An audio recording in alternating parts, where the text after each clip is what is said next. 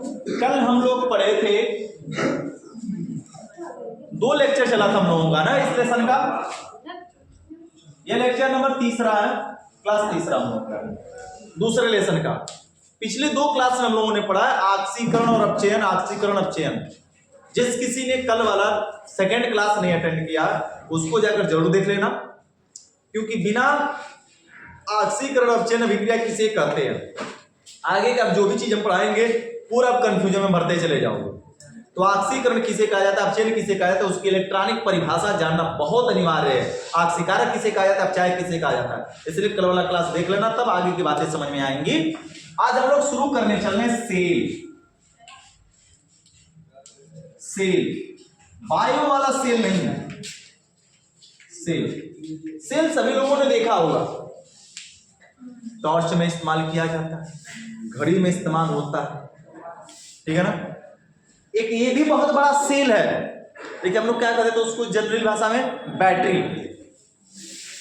Mobile के भी अंदर सेल लगा हुआ है, लेकिन जनरल भाषा में उसको क्या कहते हैं, बैटरी। तो सेल क्या है, वह युक्ति या निकाय, वह युक्ति या निकाय जो विद्युत ऊर्जा को, किस ऊर्जा को लल्ला, विद्युत ऊर्जा को किस में बदल दे, रासायनिक ऊर्जा में। वह युक्ति या निकाय जो विद्युत ऊर्जा को रासायनिक ऊर्जा में या रासायनिक ऊर्जा को किस में बदल दे, विद्युत ऊर्जा में। लाइट तो है सर, फिर क्यों नहीं जल रहा?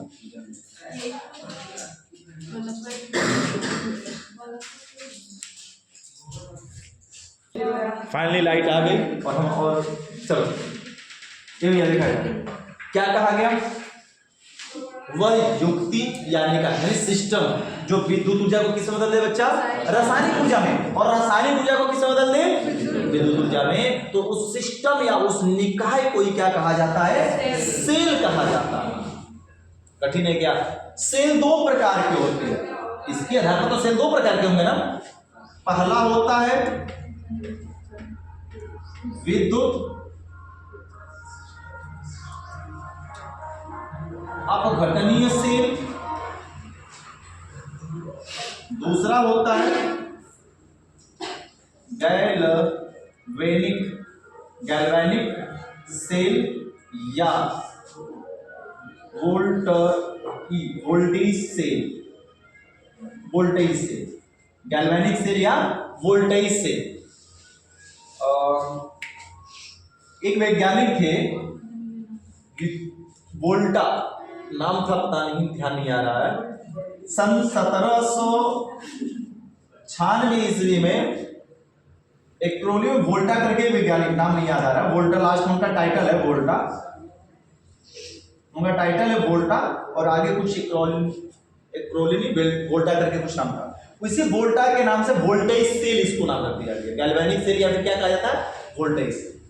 तो पेपर में आ जाता है कि सर जी ये बताइए कि विद्युत अपघटनीय सेल क्या करता है, गैल्वेनिक सेल क्या करता है, इनमें से कोई एक कार्य कर रहा होगा ना। तो पेपर में बड़ी कंफ्यूजन में लोग फंस जाते हैं कि ये रसायन को विद्युत में बदलता है कि विद्युत को रसायन में, ये वाला रसायन को विद्युत में बदलता है कि विद्युत को रसायन में, कौन सा किस एनर्जी को बदलने का काम करता है। तो याद कर लेंगे ऐसा कि भुलाओगे नहीं बुढ़ापे में भी, अब वसूल हो जाएगा पूरा पैसा। तो सेल की पहले परिभाषा लिखते हैं, देखो, वह युक्ति या निकाय, तो रुके थे कभी का विकास कर रहे हो तुम लोग। वह युक्ति या निकाय, वह युक्ति या निकाय जो विद्युत ऊर्जा को रासायनिक ऊर्जा में, वह युक्ति या निकाय जो विद्युत ऊर्जा को रासायनिक ऊर्जा में, विद्युत ऊर्जा को रासायनिक ऊर्जा में या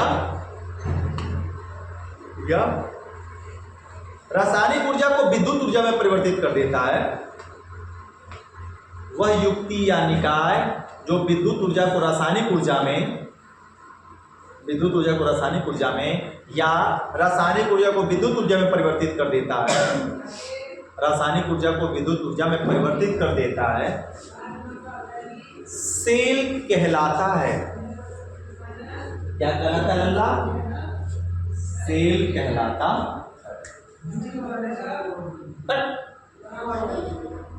इतना आसान 4 बार बोलवा दिया तुम लोग।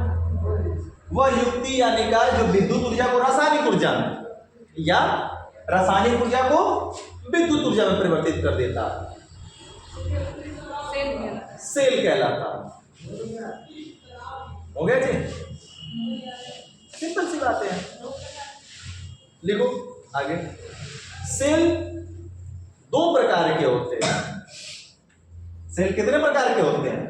2 प्रकार के होते हैं। लिख लो दोनों का नाम फटाफट रखना पेपर में। कोई एक आ जाएगा। अब दोनों में से कोई ना कोई एक काम कर रहा होगा। कोई जो होगा जो विद्युत को क्या बदल रहा होगा? रसायन में। और कोई एक ऐसा होगा जो रसायन को किसमें बदल रहा होगा? विद्युत में।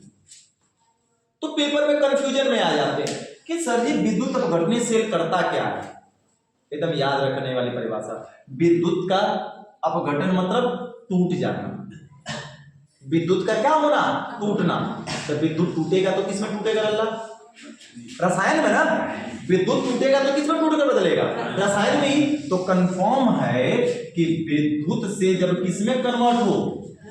रासायनिक ऊर्जा में। विद्युत ऊर्जा किस में बदल जाए? रासायनिक ऊर्जा में। तो उस क्रिया को या उस सेल को हम क्या कहते हैं? विद्युत अपघटनीय सेल कहते हैं। उस सेल को क्या कह देते हैं? विद्युत अपघटनीय सेल। कठिन है, फिर से बातें रिपीट करते हैं। वह सेल, क्योंकि सेल का प्रकार है तो कहेंगे वह सेल जो विद्युत ऊर्जा को किस में बदल देता है? रासायनिक ऊर्जा में बदल देता है, उसे क्या कहते हैं लल्ला? हमारे विद्युत अपघटनीय सेल कह देते हैं। जैसे में याद करो नेल्सन सेल हमने पढ़ाया था क्लास 11 में। नेल्सन सेल, ठीक है ना। हालांकि ये जो बैटरी बड़ी वाली इन्वर्टर की बैटरी लगी है ये भी इसमें काम होता है, लेकिन दोनों काम कर देती है। बैटरी डिस्चार्ज होती है तो हमें क्या करते हैं? चार्ज पता है आवेशित करें तो करंट अंदर जाता है ना। तो करंट अंदर जा रहा तो जो अंदर प्लेटें लगी पड़ी हैं, प्लेटें, ये प्लेट क्या होती है? H2SO4 का अपघटन होता है, जिसके अपघटन के बाद इस पर चार्ज आवेश जाकर जुड़ता है, चार्ज हो जाती है। तो विद्युत ऊर्जा किसमें बदलती है? धीरे धीरे केमिकल एनर्जी में बदलती है। अब फिर हम उस केमिकल एनर्जी से फिर उपयोग लेते हैं किसमें? विद्युत एनर्जी के रूप में प्रयोग ले रहे हैं। हमारे इस घड़ी मोबाइल पे जो लगा पड़ा बैटरी डिस्चार्ज होती है, करंट देते हैं, चार्ज करते हैं, विद्युत रसायन बदलता है। फिर बाद में रसायन किसमें इस्तेमाल होता है? विद्युत में। तो इसके अंतर्गत विद्युत अपघटनीय क्रिया होती है नेल्सन सेल। कौन सा सेल होता है? Nelson cell. क्लियर है? चलो लिखा जाए परिभाषा। अब परिभाषा क्या पेपर में भूलने वाली बात है? विद्युत अपघटनीय सेल कौन सा सेल होता है? जो विद्युत ऊर्जा को किसमें बदल दे? रसायन। कैसे याद रखोगे? विद्युत का अपघटन से। देखो वह सेल जो विद्युत ऊर्जा को, वह सेल जो विद्युत ऊर्जा को रासायनिक ऊर्जा में परिवर्तित कर देता है। वह सेल जो विद्युत ऊर्जा को रासायनिक ऊर्जा में परिवर्तित कर देता है, विद्युत ऊर्जा को रासायनिक ऊर्जा में परिवर्तित कर देता है, उसे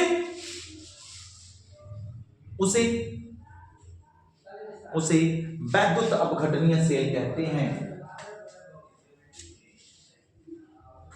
उसे विद्युत अपघटनीय सेल कहते हैं। जैसे नेल्सन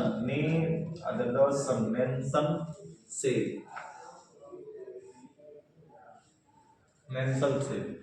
क्या नाम? बैटरी। हालांकि बैटरी लिखना उचित नहीं है लेकिन फिर भी लिख देते हैं बैटरी आदि। ये सारे के सारे क्या बच्चा?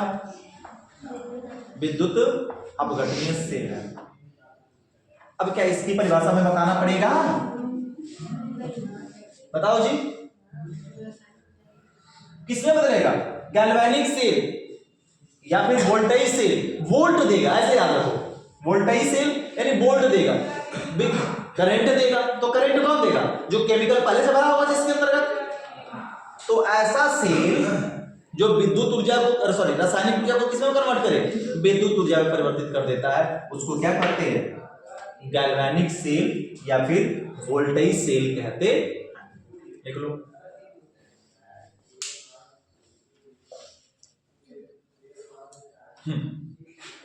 अभी रो रहे थे, हंस रहे थे बैठकर, हम कह रहे कि उसकी नाक पर रो थोड़ा रही है। परिभाषा लिखो फटाफट।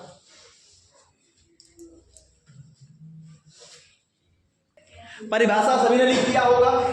सुनो जी, नाम लिख लो। इसकी खोज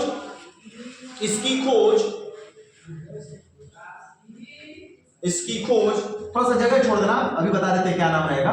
वोल्टा, ये लास्ट टाइटल याद है। इसकी खोज वोल्टा, यहां पे डॉट डॉट रहेगा, नाम बता देंगे, ठीक है ना। 1796 ईस्वी में 1796 ईस्वी में किए थे खोज। इसकी खोज डॉट डॉट डॉट यानी खाली स्थान यहां पे लिखेंगे नाम हम लोग। वोल्टा 1796 ईस्वी में किए थे। हो गया ना। इसलिए इस सेल को वोल्टेज सेल भी कहा जाता है। इसलिए किस सेल को, गैल्वेनिक सेल को किस सेल के नाम से जानते हैं? वोल्टेज सेल के भी नाम से जानते हैं। इसलिए इस सेल को वोल्टेज सेल भी कहा जाता है। वोल्टेज सेल भी कहा जाता है। जैसे शुष्क सेल, अब तो ये कमन सेल भी नहीं देखे। शुष्क सेल देखे हो? देखे सभी हो। रिमोट घर में इस्तेमाल होता है टीवी का, रिमोट के पीछे जो सेल इस्तेमाल होता है पतला पतला वाला, पहले तुम लोग के जमाने में तो देखे नहीं होंगे, मोटे मोटे सेल आता था, बड़ी बड़ी लाइट में लगाया जाता था, लाइट जलाई जाती थी। वह सभी सेल शुष्क सेल है। जो निप्पो का कंपनी का सेल आता था मोटा मोटा, आज जो पेंसिल वाला सेल आता है पतला पतला 10 रुपया का बिकता है, पहले 3-4 रुपए का मिलता था। जो रिमोट में लगा कर रिमोट चलाते हो, टीवी भगाते हो, वह सारा का सारा सेल क्या है? शुष्क सेल है। थोड़ा सेल को खोल कर देखना, क्या भरा होता है? केमिकल भरा होता है, रसायन। क्या भरा होता है भैया? रसायन। रसायन किसमें देता है? विद्युत देता है। रासायनिक ऊर्जा किसमें परिवर्तित होती है? विद्युत। क्या उस सेल को चार्ज कर पाओगे? क्या नहीं। जैसे ये बैटरी चार्ज हो जाती है, क्या उसको चार्ज कर पाएंगे? नहीं। अगर गलती से चार्ज करने जाओगे फट जाएगा, चार्ज भी मत करना, वो चार्ज नहीं हुआ फट जाएगा उल्टा। हमारा समझ आ गया? फिर नुकसान में घायल हो जाओगे। इसलिए रासायनिक ऊर्जा को कभी भी विद्युत ऊर्जा में बदल तो सकते हैं, लेकिन रासायनिक ऊर्जा को विद्युत ऊर्जा नहीं दे सकते। देंगे उस शुष्क सेल में तो फट जाएगा। मरकरी सेल देखे हो? देखे हो?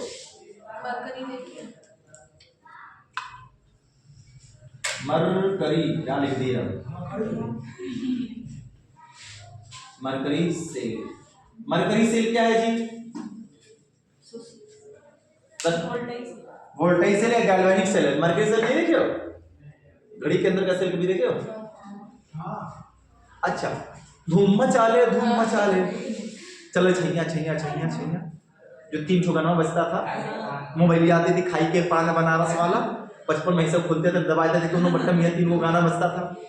उसके अंदर जो सेल लगता था स्टील जैसा दिखता था, वही सेल है मरकरी सेल। हमारा समझ में आ गया? जो इस घड़ी के अंदर लगा वही क्या है? मरकरी सेल है। ठीक है, उसमें ऑलरेडी केमिकल भर दिया गया है, वो एनर्जी दे रहा है। अगर गलती से उसको भी चार्ज करने का प्रयास करोगे तो भी क्या होगा? फट जाएगा। वो रसायन ऊर्जा किसमें बदलती है? विद्युत ऊर्जा में। हाँ, धूप में रखकर चालू है। ठीक है, और यहाँ पे इसके बाद आता है ईंधन सेल। ईंधन सेल की एक और होता है जी, डेनियल सेल। डेनियल सेल सबसे ज्यादा इंपॉर्टेंट है। डेनियल सेल ईटीसी कितना लिख लो, बाकी तो अंदर पढ़ेंगे एक एक करके सभी के बारे में। एग्जांपल लिख लो फटाफट। अब हम लोग जानेंगे डेनियल सेल के बारे में। डेनियल सेल होता क्या है, कैसा होता है, किस तरीके से काम करता है। तो हेडिंग लिखो डेनियल सेल। चित्र बनाते हैं, ये मिटाने वाला खराब है, सही से क्लीन नहीं कर रहा है। हेडिंग लिखो डेनियल सेल।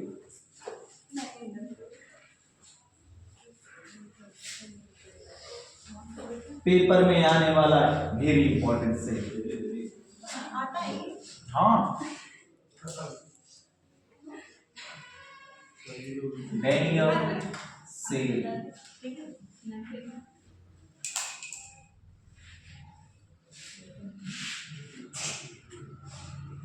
चलो चित्र पहले बनाते हैं, चित्र बना लो। चित्र थोड़ा सा ऊपर से नीचे जगह छोड़ के बनाना।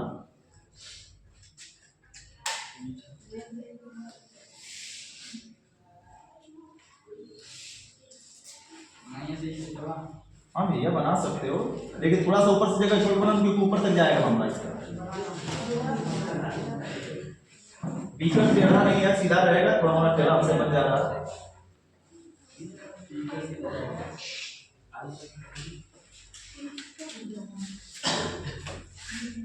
तो ज्यादा चौड़ा हो गया।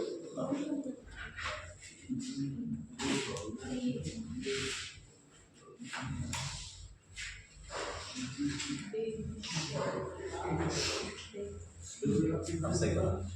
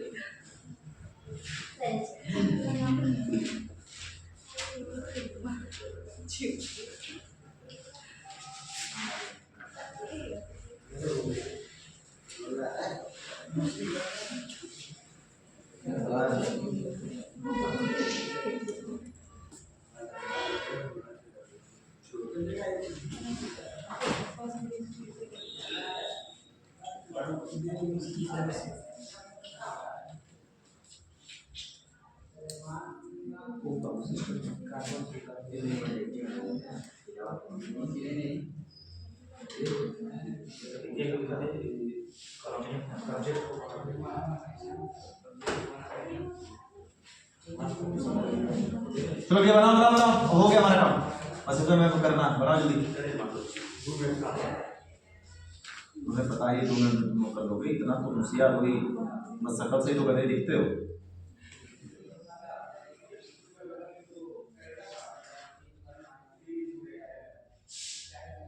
सारे चीजों में तुम लोग नकल मारने में होशियार हो, लेकिन पूछ दिया जाए तो फिर नाचने लगोगे।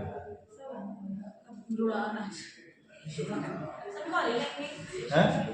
हाँ बच्चा कल टेस्ट रहेगा दोनों का, विलयन का। हाँ जी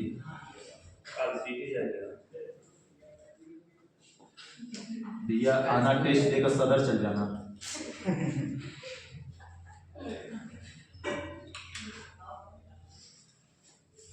सिटी का है वो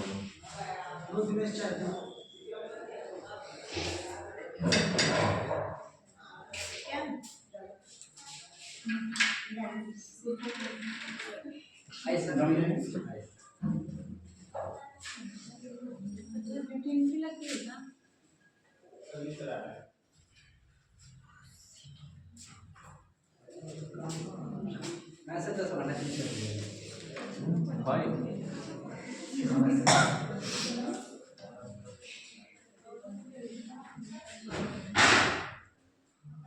Don't be kitchen.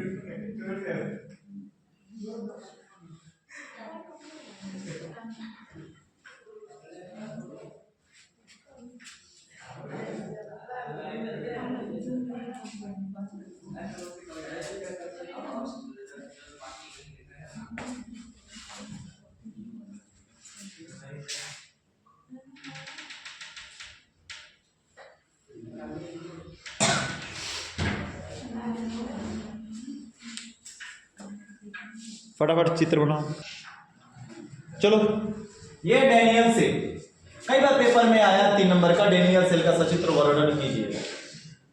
वर्णन पूरी कहानी है इसमें, कुछ नहीं। कहानी यहां से शुरू होती है लवण सेतु से और आकर यहां पे खत्म हो जाती है, ठीक है ना। लवण सेतु शुरू होती है, आकर यहां पे खत्म हो जाती है। इसमें यह एक धातु की छड़, याद करो 10 में पढ़ाया गया था, अभी आगे आएगा इलेक्ट्रोड विभव, मानक इलेक्ट्रोड विभव, कि किसी धातु की छड़ को उसी धातु के लवण के विलयन में क्या करते हैं, डुबोते हैं। जिस धातु की छड़ रहेगी उसी के लवण के विलयन में क्या किया जाएगा, डुबोया जाएगा। तो डुबोने के बाद एक यह इलेक्ट्रोड है और यह एक है।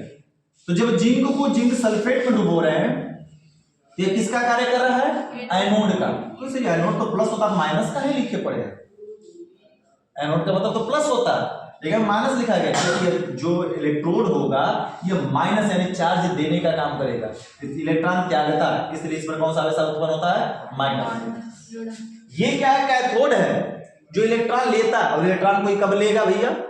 इसके द्वारा त्यागे इलेक्ट्रॉन को कोई कब लेगा? जब कोई पहले से प्लस होगा तभी ना। तो इसलिए ये प्लस है। लेकिन ये कॉपर कैसा कार्य करता है? कैथोड की तरह कार्य करता है इलेक्ट्रॉन ग्रहण करने के कारण। तो इलेक्ट्रॉन एनोड से किधर जाता है?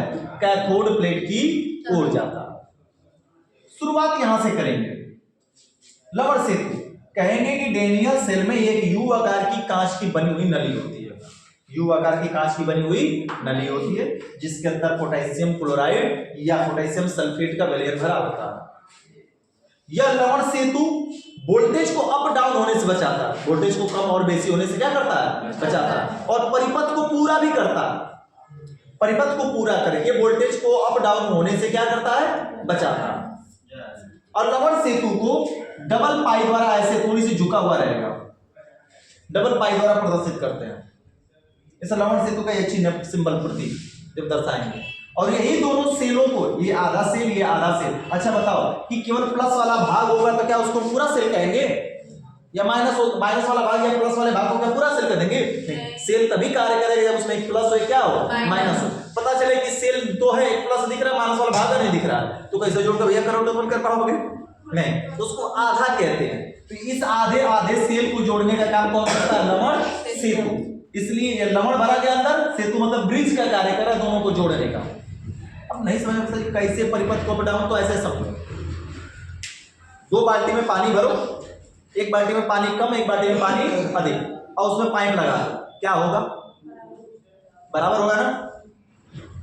अधिक वाले में से पानी किधर जाएगा? कम वाले में। अब तुम जिसमें से भी एक मग पानी निकालोगे जैसे ही, तो जिसमें अधिक होगा फिर से पानी इसमें आने लगेगा। यानी वह जो बीच में लगाया गया पाइप, वो दोनों को बैलेंस करिए रखा पड़ा, दोनों के आयतन को।